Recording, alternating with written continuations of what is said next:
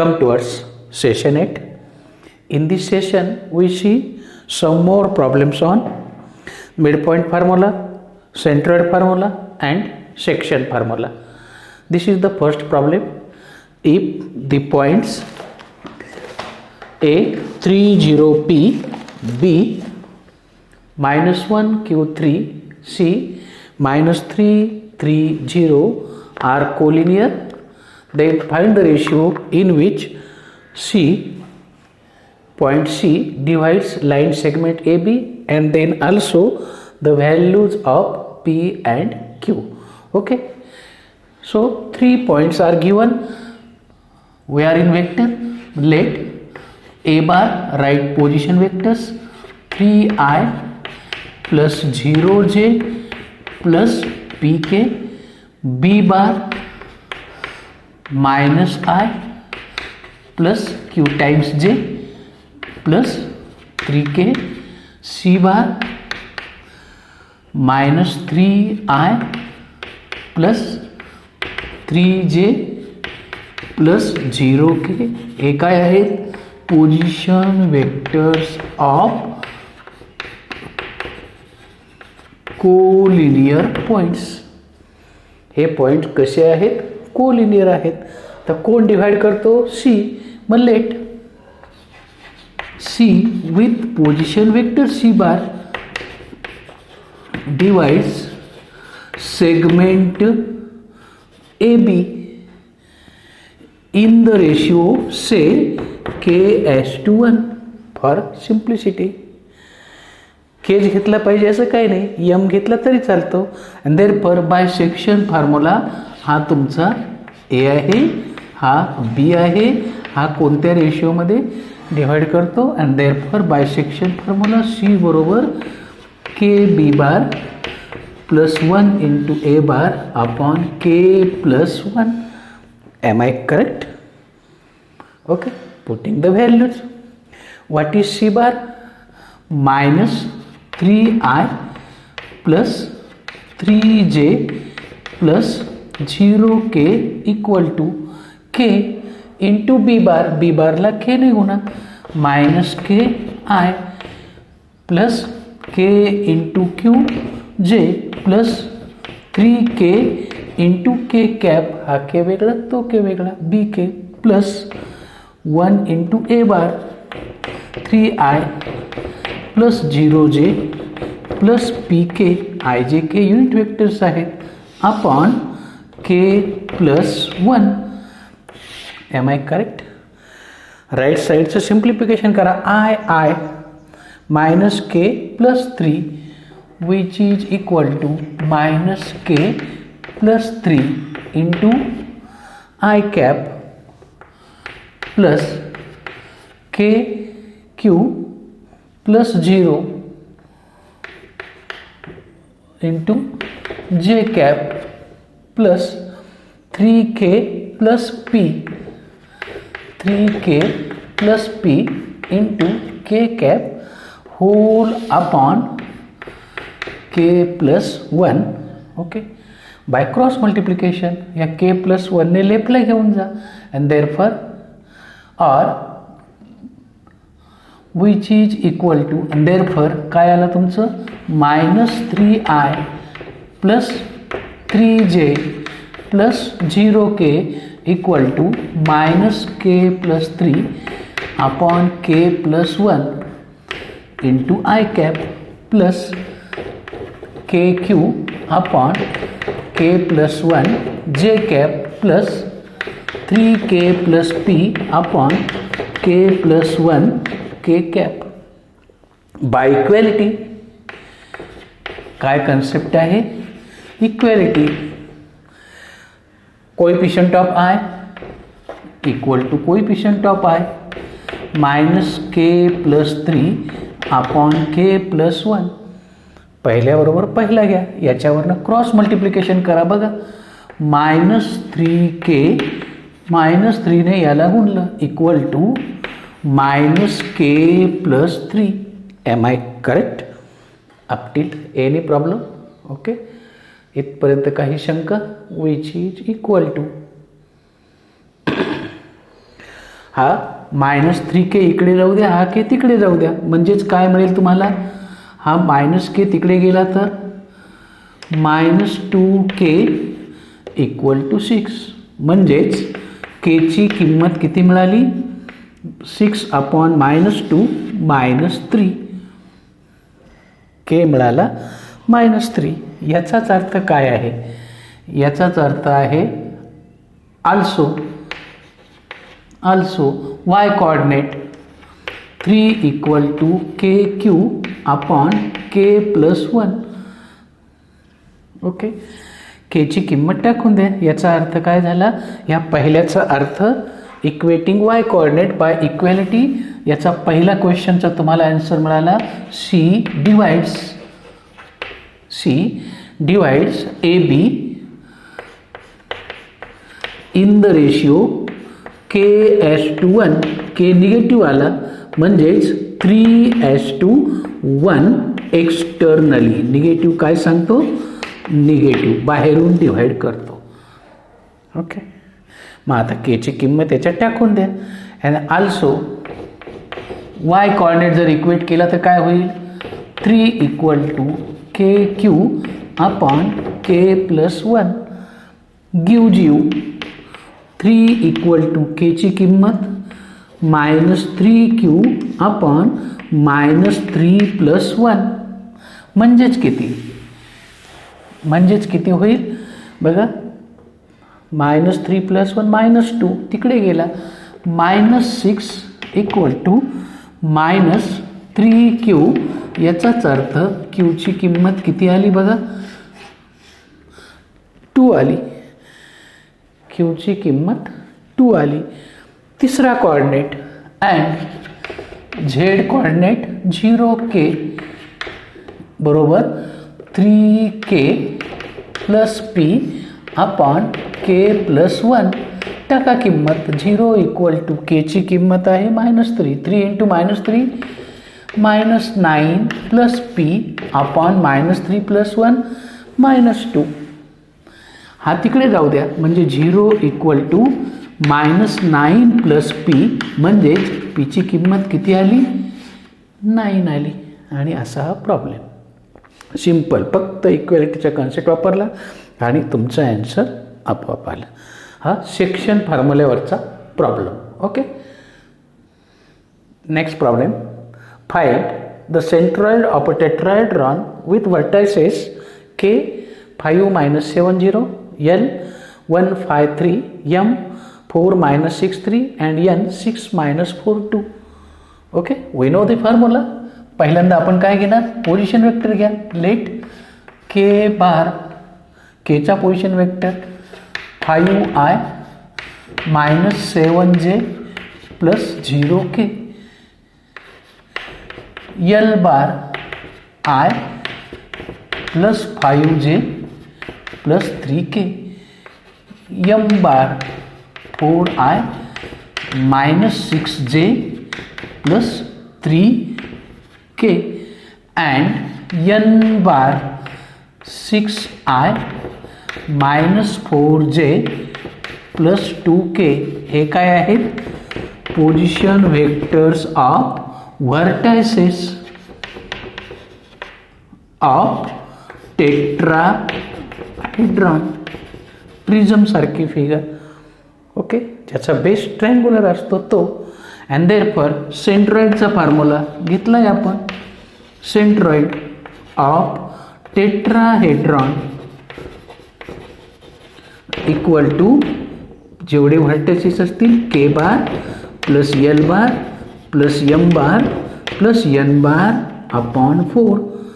Putting the values. And therefore centroid आपण दाखवतो generally G बारने. मग k L 5i - 7j, 0k लिहिण्याची गरज नाही. L i + 5j + 3k + M 4i - 6j + 3k + N bar 6i - 4j + 2k whole upon 4 and which is equal to बघा 5. पहिल्यांदा I bar collect करूया. 5 plus 1, 5 plus 1 6 plus 4 10 plus 6 16 I cap. आता जे बघा -7j plus 5j -2j -6j -8 -4 -8 -4 -12j -7 -6 -4 10 17 17मधनं 5 गेले 12 बरोबर आहे. आता केकची करूया.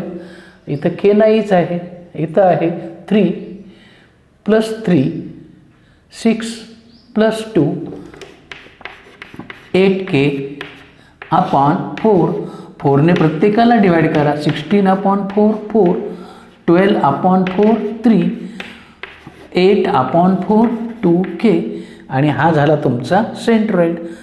आणि जर कॉर्डिनेट विचारले तर 4 - 3 2. हा काय आहे? Position vector of centroid. Position vector of centroid of tetrahedron.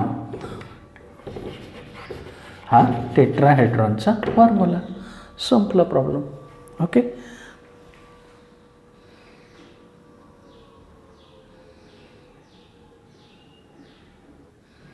Next problem.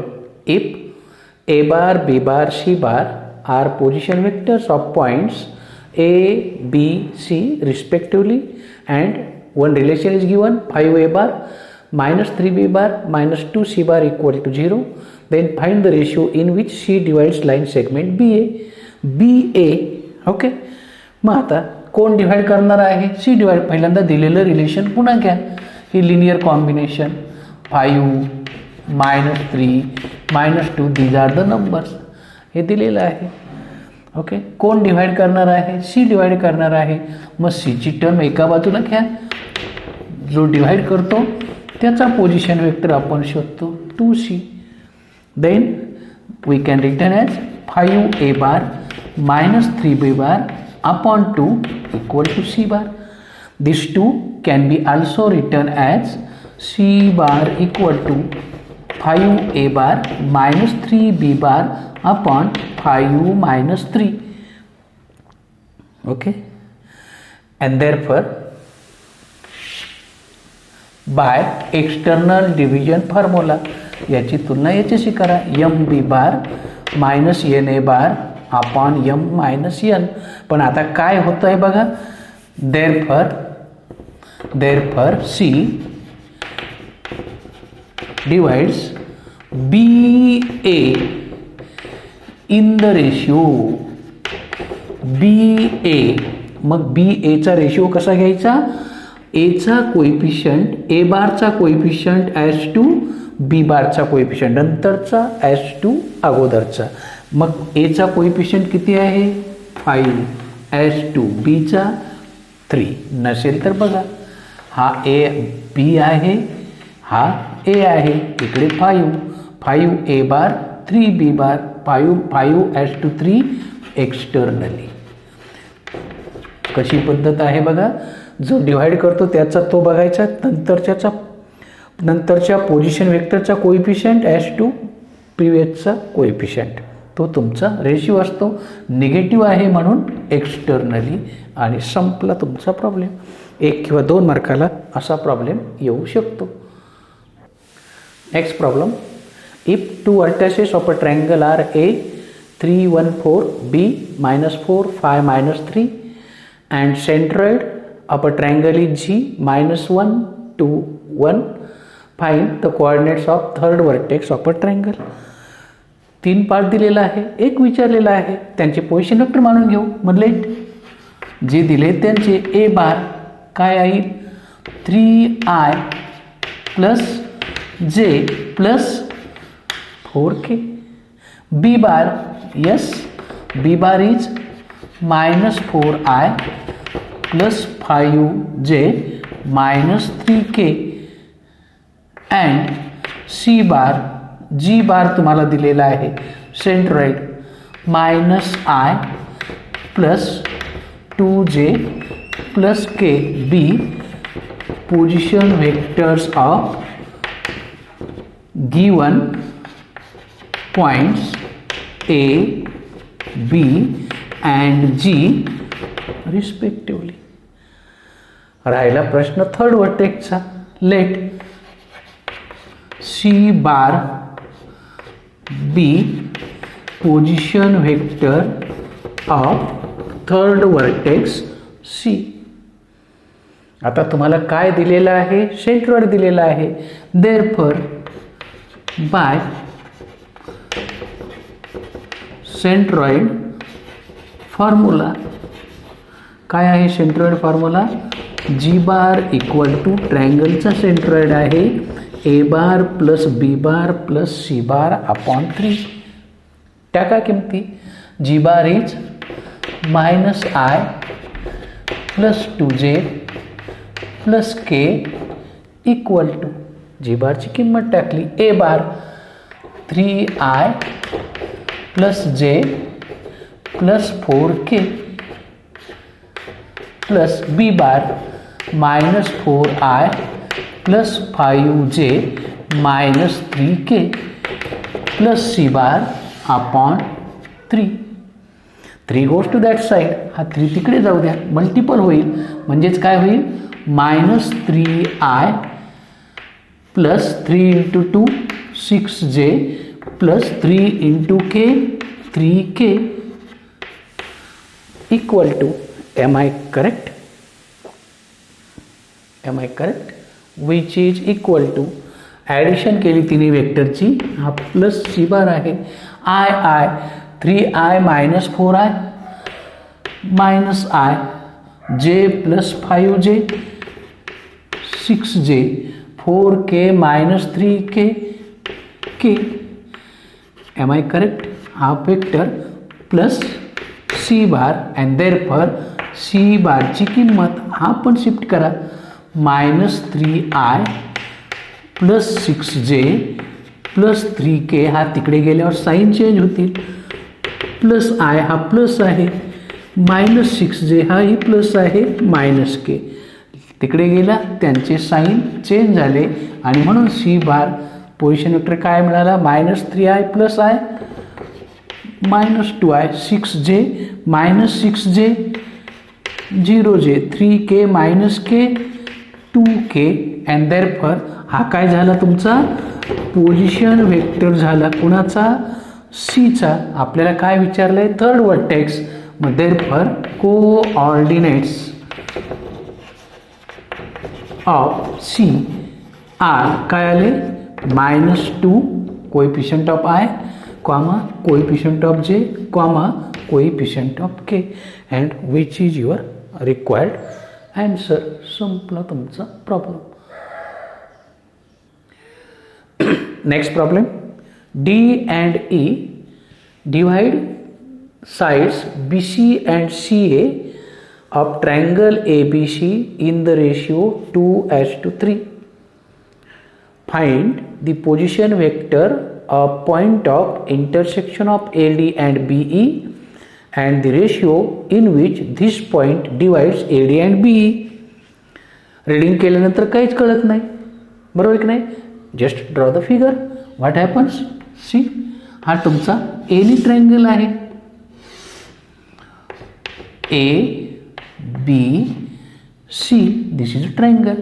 Then D lies on BC and divides it in the ratio. हा तुमचा D आहे. हा BC ला कोणत्या रेशिओमध्ये डिवाइड करतो? 2:3. अगेन E, CA वरती E मध्ये आहे आणि हाही कोणत्या रेशिओमध्ये करतो? CA ला CA 2:3. हा पॉइंट आहे तुमचा E. देन AD हा AD. देन BE हा पॉइंट आहे. यांचं काय? हे जिथं इंटरसेक्ट करतात तो पॉइंट विचारला आहे. Say P. चे पोझिशन वेक्टर विचारला, position vector of point of intersection also in which point A D and BE, A D आणि बीईला तो कोणत्या रेशिओमध्ये डिवाइड करतो ते विचारलेलं आहे. Am I correct? बरोबर आहे. एवढी तुमची फिगर आहे. संपला. आता आयडिया क्लिअर झाली. ठीक आहे. यांचे पोझिशन वेक्टर मानून घ्यायचे. मग जेवढे पॉईंट दिले त्यांचे let A bar, B bar, C bar, D bar, E bar, B, कारण हा पॉईंट आपण घेतला आहे B, position vector of points A B C D and E respectively, हे त्यांचे पोझिशन वेक्टर मानून घेतले. ओके. आता एक एक कंडिशन घेऊ. Since D divide B C in the ratio 2:3 and therefore by section formula यांचे पोझिशन वेक्टर मानून घेतले आपण. ए बार याचा position vector B bar, C bar, D bar आणि ई बार. मग याचा पोझिशन वेक्टर काय येईल? M B bar plus n A bar upon m plus n section formula. म्हणजेच कोणता? 2 बार प्लस 3 बार अपॉन 2+3. म्हणजेच 2+3 किती? 5. तिकडे जाऊ द्या. 5 bar equal to 2 bar plus 3 bar. हे पहिल्यापासून. आल्सो आणखी काय आहे? Also E divides CA in the ratio 2:3. Internally दिलेलं नाही म्हटल्यावर इंटरनली घ्यायचा. And therefore again by section formula E bar equal to 2A bar. CA आहे, AC नाही, CA बघा. म्हणून 2A bar plus 3C bar upon 2+3. याच्यापासून 2+3 5. E bar equal to 2A bar plus 3C bar 2 number. आता काय विचारलेलं आहे की हे दोन्ही point A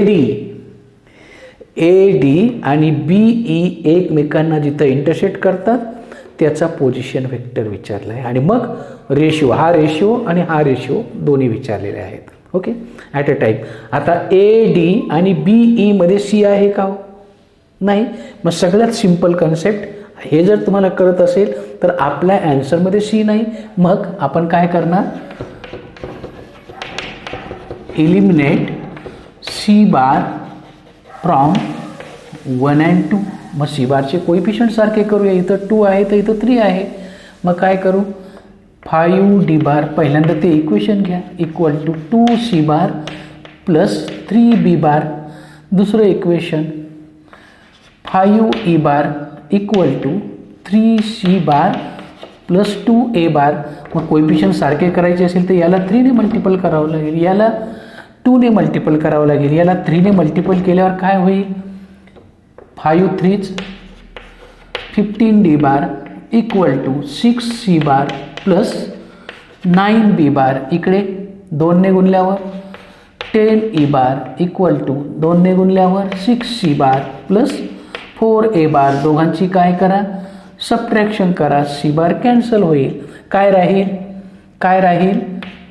15D bar minus 10E bar equal to 9B bar minus 4A bar. Am I correct? दिसतंय? नाही दिसत? ओके. या दोघांची जर सबट्रॅक्शन केली तर काय शिल्लक राहील? यस, काय शिल्लक राहील बघा? 15D bar minus 10E bar equal to 6C गेला 9B bar minus 4A bar. Negative interchange करा.